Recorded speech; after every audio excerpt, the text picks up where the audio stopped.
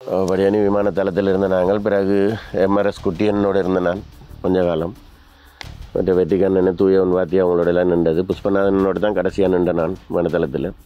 தமிழேந்தியரோட நின்றேன். மகள் மனைவியோட பரணத்தில் முகாமில் போயிருந்து தான் காட்டி கொடுத்து பிடிச்சி இந்த ஊசி போட்டு இந்த ஸ்டார்ட்ல இந்த பிரச்சனை ஆரம்பித்ததுலேருந்து வருத்தம் துன்பம். அப்போ பிள்ளைண்ட பாதுகாப்பு பஸ்ஸில் போய் வர நெடுவ இரவு பஸ்ஸில் போய் வரைக்கும் பிள்ளைண்ட பாதுகாப்பும் ஒரு கேள்விக்குறியாக இருக்கு வேண்ட காரணத்துக்காண்டி இல்லை யானை வர எல்லாரும் யானை வேலி போட்டுக்கணும், எங்களுக்கு மட்டும் யானை வேலி போட வசதி இல்லை, போட இல்லை. அப்போ யானை ஒரே வந்தோண்டே இருக்குதான்.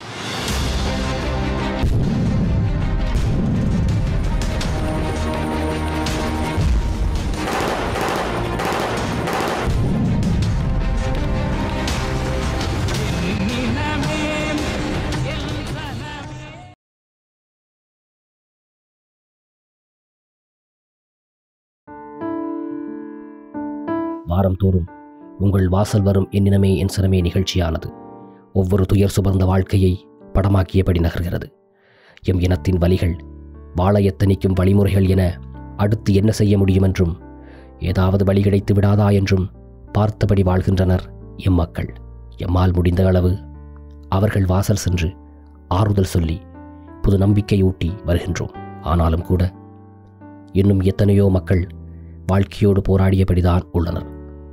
ஒரு லட்சியத்திற்காக போராடச் சென்றவர்கள், போரிலே ஊனமுற்றவர்கள், உறவுகளை இழந்தவர்கள், உடலங்களை இழந்தவர்கள், உடைமைகளை இழந்தவர்கள் அடுத்த கட்டத்திற்கு போக முடியாமல் தத்தளித்த வண்ணம் தான் இருக்கிறார்கள். அவர்களை சரியாக அடையாளம் கண்டு உதவிட அரசிடமோ அல்லாது போனால் தமிழ் தரப்புகளிடமோ சரியான பொறிமுறை எதுவும் இருப்பதாக தெரியவில்லை. கஷ்டம் குறைந்த பாடுமில்லை. ஒரு நாளும் அவர்களது இழப்பை ஈடு செய்துவிட முடியாது. இருந்தபோதும் சிறு ஆறுதலுக்காவது உதவிகளை செய்துவிட முடியும். அவர்களும் முயற்சி செய்தபடிதான் உள்ளனர். யுத்தம் எம் மக்களது நாட்டினது விடுவிற்காய் மேற்கொள்ளப்பட்டது. அதற்கு விலை எம் மக்களது உயிர், உடைமைகள் என பல. இன்றும் கூட நாட்டுக்காக போராடி இன்று குடும்ப வாழ்க்கையில் ஈடுபட்டிருக்கும் ஒரு முன்னாள் போராளியின் இல்லம் நோக்கி செல்கிறது நம் எண்ணினமே என் சினமே நிகழ்ச்சி குழு. இவர் பெயர் ராமசாமி. ஒட்டி சுட்டானில் வாழ்ந்து வருகிறார். இவர் ஒரு முன்னாள் போராளி, 2 பிள்ளைகளின் தகப்பனார். ஆரம்ப காலம் தொட்டு போராட்டத்தில் தன்னை இணைத்தவர், பின்னர் விலத்தி கொண்டவர். இறுதி தருவாயில் முள்ளிவாய்க்கால் வரை சென்று தடுப்புக்கும் சென்று பல இன்னல்களைக் கண்டு கடந்து இன்று உடல் முழுவதும் பல நோய்களோடு வாழ்ந்து வருகிறார். 2 சிறுநீரகங்களிலும் பாதிப்பு. இதனால் அடிக்கடி மருத்துவமனை சென்று வருகிறார். பிள்ளைகளின் எதிர்காலம் நோக்கி ஓடியபடி உள்ளார். அதற்கு உழைக்க வேண்டும். அப்படியானால் உடல் ஒத்துழைக்க வேண்டும். இளமை காலங்களை போராட்டத்திற்காக செலவு செய்து இன்று உடல் முழுவதும் நோயோடு வாழ்ந்து வருகிறார். என்னுடைய பேர் பான ராமசாமி. நான் மானுருவி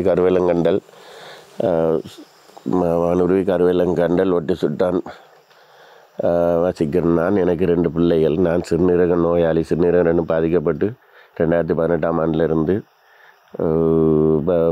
இன்றைய வரைக்கும் சிறுநீரகம் பாதிக்கப்பட்டு வறுமையின் கீழ் வாழ்ந்து கொண்டிருக்கிறேன். என்ற 2 பிள்ளை என்ற கல்வி செலவுக்கும் மற்ற எங்களுடைய வீடும் அரைகுறையாக கட்டி அரைகுறையாக விழுகிறதுல கிடக்குது. விழுந்த தருவாயில் நான்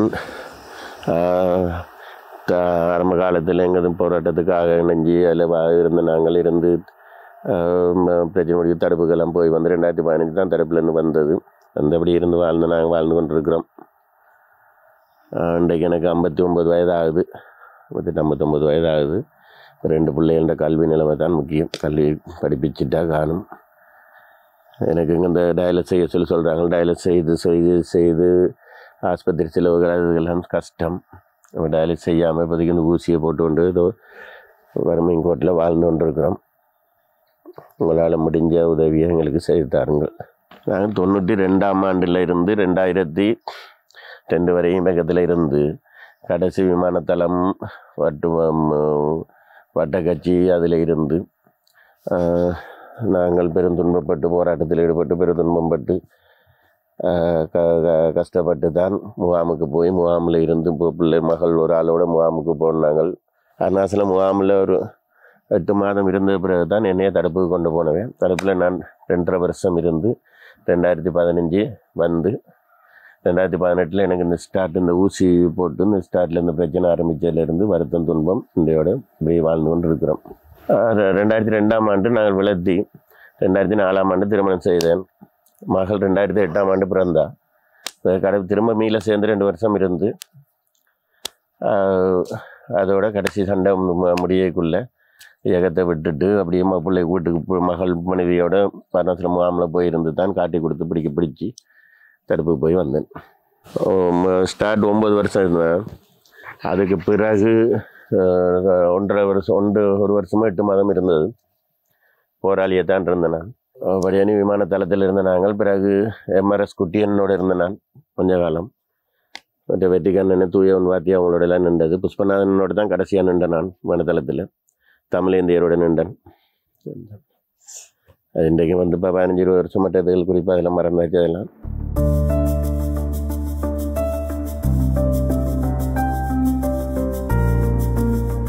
வீட்டு வசதி பெரிதாக இல்லை என்று பிள்ளைகளின் படிப்புக்காக வாடகை வீட்டில் வாழ்ந்து வருகிறார்.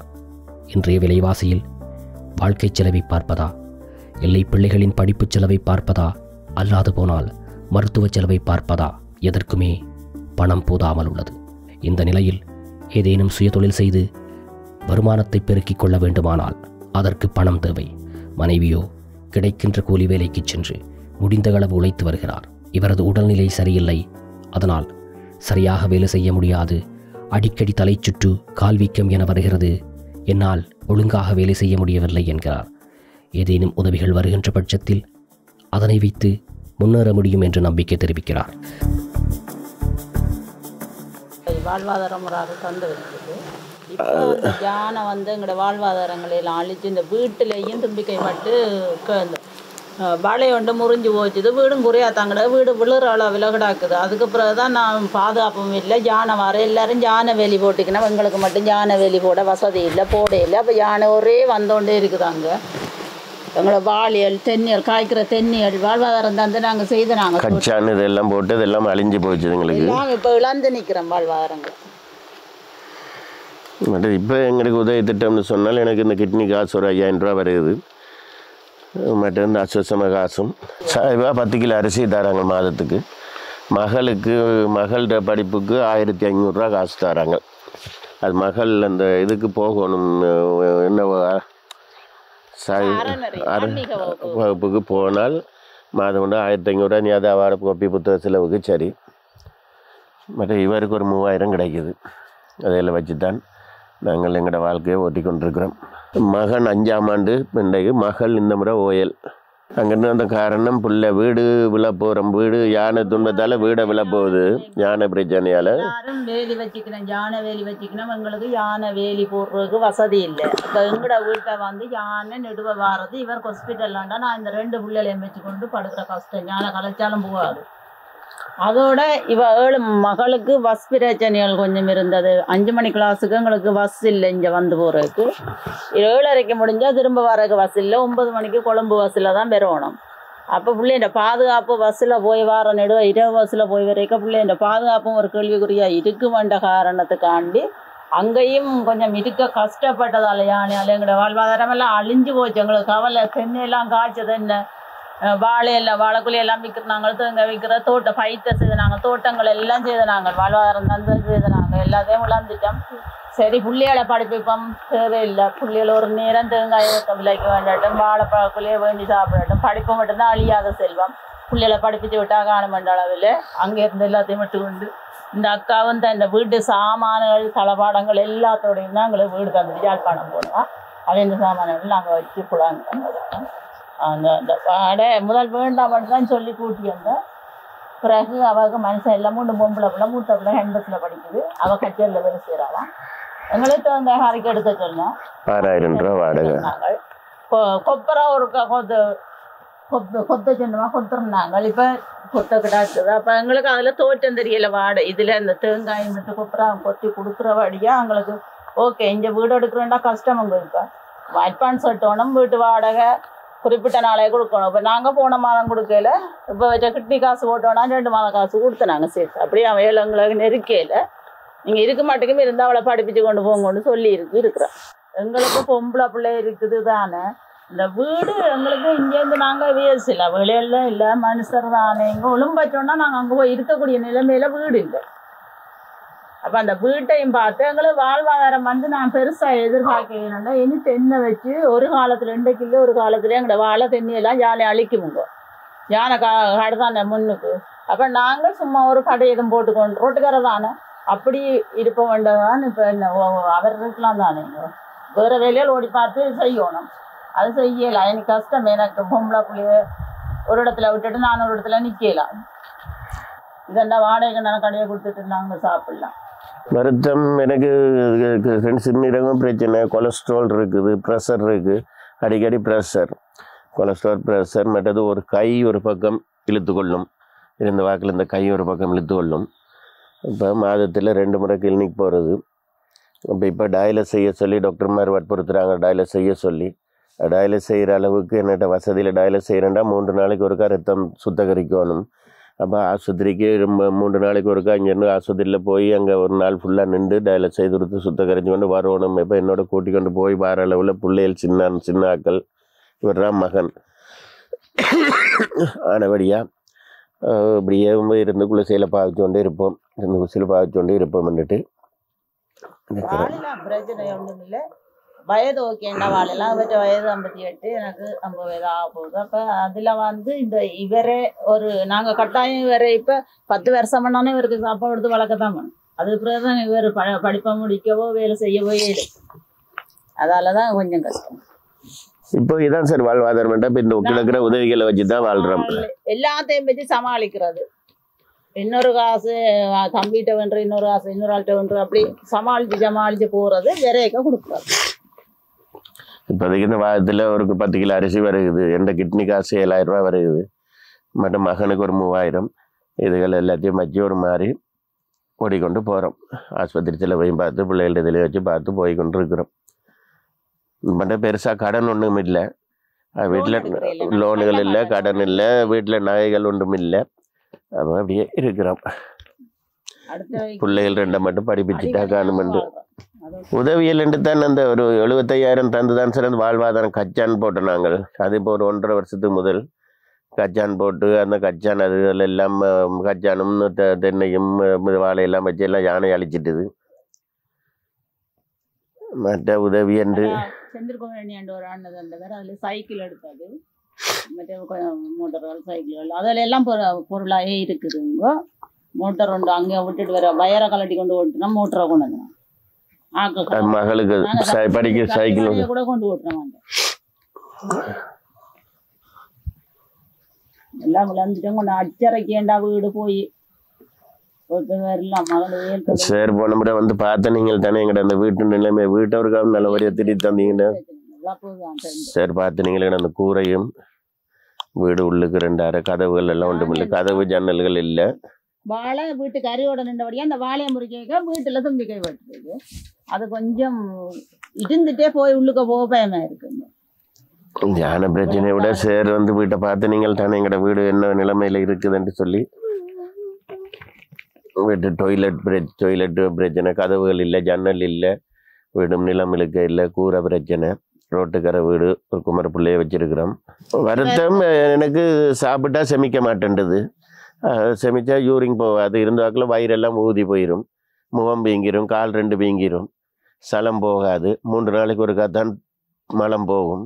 அதுவும் ரொம்ப கஷ்டப்பட்டு பெருசாக நடக்க இயலாது, மூச்சு ஒத்துணரும்.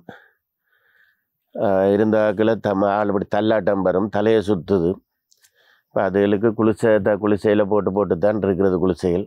டாக்டர் சொல்கிறாங்க டயலிஸ் தான் செய்ய சொல்லி. டயலிஸ் செய்யுங்க, டயலிஸ் செய்துட்டு தான் 2 மணி. இப்போ டயலிஸ் 3 மாதம் கிழமையில் ஒருக்கா ஸ்டார்டில் கிழமையில் ஒருக்கா செய்யலாம். இப்போ போக பார்த்து செய்கிறோண்டு. அப்போ டயலிஸ் செய்கிறது எனக்கு இது டயலிஸ் செய்கிற அளவுக்கு வசதி இல்லை சார். டயலிஸ் செய்கிறேன்டா இங்கேருந்து போகிறது வாகனத்தில் தான் போகணும். அங்கே போய் பெட்டில் ஒரு நாள் ஃபுல்லாக படுத்துருந்து எங்களோட பிளட்டை எடுத்து வேறு மெஷினுக்கு ஏற்று தண்ணி பிளட் பிரிம்பாக பிரித்து தான் ஏற்றுவாங்க. அப்போ அதுக்கு தான் நான் சாப்பாடுகள் சாப்பிடணும். அதுக்குரிய இதுகளுக்கெல்லாம் செலவழிக்கிறதுக்கெல்லாம் செலவு கஷ்டம். வேலை ஒன்றும் செய்கிறதுக்கு இல்லை, சரி வேலை ஒன்றும் செய்யலை. அது சும்மா சின்ன சின்ன ஒரு கடை ஏதாவது நடத்துறது அப்படின்னு சொன்னால் சும்மா இருந்த நிலையில் ஏதாவது ஒன்று செய்யலாம். நான் தான் வாழ்வாதாரம் தங்கள் செய்தெல்லாம் நான் தானே. மண் வெட்டி எல்லாம் பிடிச்ச ஒரு வேலையும் செய்ய மாட்டேன். நான் தான்.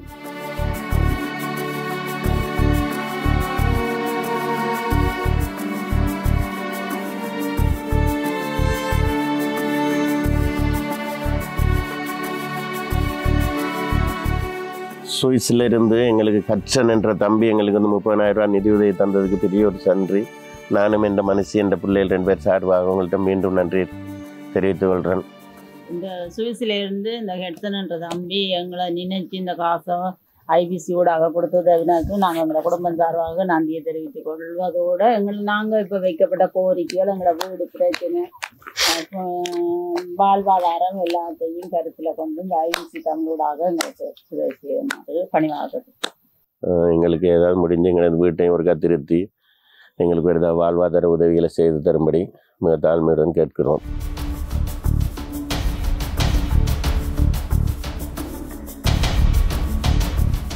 நமது வீட்டை திருத்த வேண்டும், ஏதேனும் சுயதொழில் செய்து வருமானத்தை பெருக்க வேண்டும் என்பதே இவர்களது கருத்து. அதனால் தான் எம் உதவும் குணம் படைத்த உறவுகளே, உங்களாலான சிறு சிறு உதவிகள் இவர்களது வாழ்க்கையில் பெரியதொரு மாற்றத்தினை உண்டு பண்ணும் என்பதில் எந்த மாற்றமும் இல்லை. ஹட்சன் குடும்பம் போன்று நீங்களும் உதவ முன்வாருங்களும் உறவுகளே. இது நம் தேசத்துக்கான யாசகம்.